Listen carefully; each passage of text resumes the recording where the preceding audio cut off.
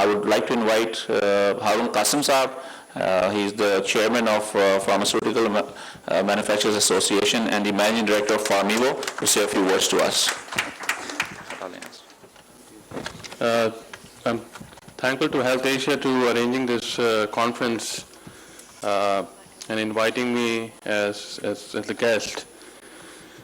And I'm thankful to Dr. Zaki for setting the tone by inviting Professor Murad for the opening presentation. And I think he rightly fit in the quality and the ethical part, which is quite missing in today's segment. And I'm glad that my friend Dr. Sarmat very aptly put in the Drug Regulatory Authority requirement from the pharma industry, because with the devolution of the health of Ministry of Health, what we will be facing is a chaos situation. And I think with the presence of Professor Masood Hamid here and our learned professor, I would request the medical profession to take up this matter with their parliamentarians, because the situation is very unclear right now when the Ministry of Health will be devolved and the pharmaceutical industry will be devolved to the provinces, and there will be utter confusion, and what we are talking about, the quality of health care, will be significantly hampered. So as citizens of this country, I think it is a duty that we apprise our parliamentarians that what is the challenges we are going to face in the coming months, in the coming year. The circumstances under which I have been called for a limited period to preside over PPMA fill me with a profound sense of responsibility. We have already made the statement that people well-being is our top priority and all our efforts would be funneled to that end. But before I go any further, allow me, being in the capacity of the chairman of Pakistan Pharmaceutical Manufacturers Association, to introduce PPMA. PPMA represents the entire pharmaceutical industry of Pakistan, and that is engaged relentlessly in the pursuit of providing high quality and affordable medicines to the people of Pakistan.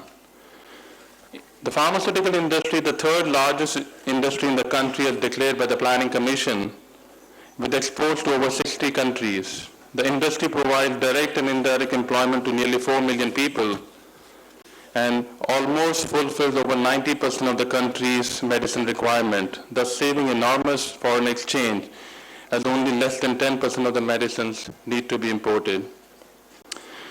The pharmaceutical industry has always come to the aid and support of the country and its people.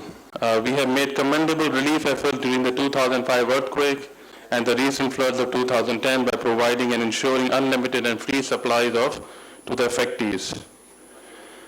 Conforming to the subject of this plenary meeting, I would like to focus more on the word quality than anything else. While everyone agrees that quality as a concept is a good thing, not everyone is convinced about its return on investment to justify doing anything about it. Agreement about the need for quality improvement in healthcare is almost universal. The means of achieving effective improvement in overall care is not well understood. Having said that, I would briefly draw your thoughts on how a broader approach towards quality improvement could create a satisfying picture for all stakeholders. To me, the healthcare field would benefit from expanding the current interpretation of structure at following levels. Leadership. Quality management has become a priority for senior executives and chief medical officers and a defining competency for successful organizations. Senior executives sit at the top of a firm's organizational chart, and their leadership helps set the direction of the organization and guide quality improvement efforts.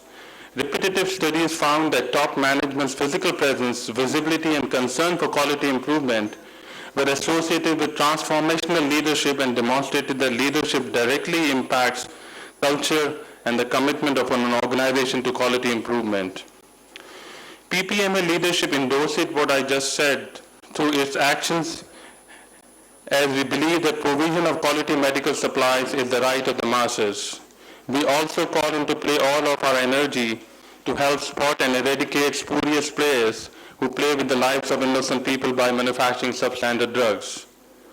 Momentum has built for several decades for all those places involved with healthcare for quality of care that they deliver. Example, hospital boards are required to be involved in and accountable for the quality of care delivered at their institutions. Delivery of high quality care is becoming increasingly recognized as a corporate responsibility, and that hospitals should be held negligent and subject to malpractice litigation for failing to deliver on this obligation.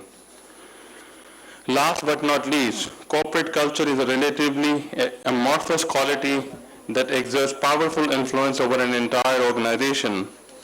The culture for an organization should be a key consideration in a firm's overall strategy and in the design and implementation of quality improvement initiatives. In the management literature, culture has been shown to have a direct positive impact on quality as well as operational and business performance. But putting it broadly, we all have our roles to play at whatever level we operate, from improving our culture, and when I say culture, it doesn't only mean organizational culture, but our surroundings, our neighborhood, to educational institutions, specifically healthcare, like doctors, pharmacists, and industry, etc. As I conclude my talk, I just want to leave you with a question: are we ready for the change? Thank you. Thank you very much, Haroon Saab.